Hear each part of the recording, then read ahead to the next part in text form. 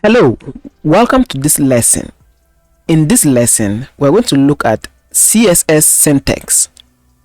Before we start, what is a syntax? When we talk of a syntax, syntax is the arrangement of elements. Okay, broadly speaking or generally speaking, when we talk of a syntax, is the arrangement or how things are arranged. Okay, so we're going to look at CSS syntax. This diagram will help us understand CSS syntax. So, before you can style an element, first of all, you need a selector. Okay, in this case, h1 is a selector. So, this h1 is a selector. Okay, you can see that a selector. We have a declaration block. Okay, so what follows next is called declaration block, and it's opened by this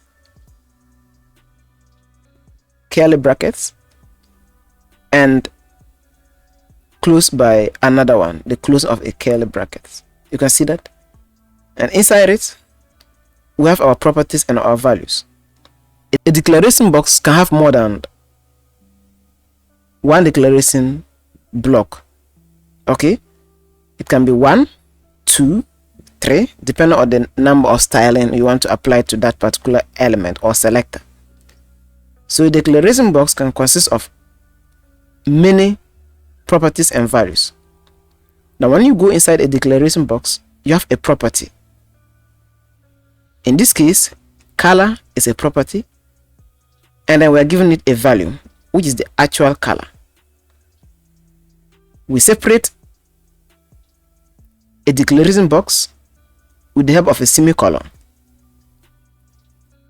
After you put a semicolon, that means you are now allowed to add another property.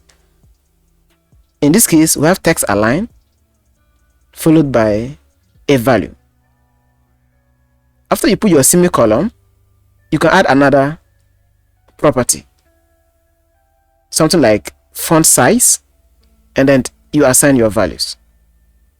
So that is CSS syntax. A syntax has two basic elements, which is a selector and a declaration block.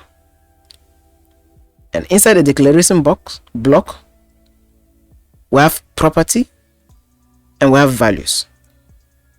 And each declaration block is separated by a semicolon. So that is it. That's CSS syntax. Very simple. Hoping to see you in my next lecture, where we'll be talking about IDs and classes in detail. See you there.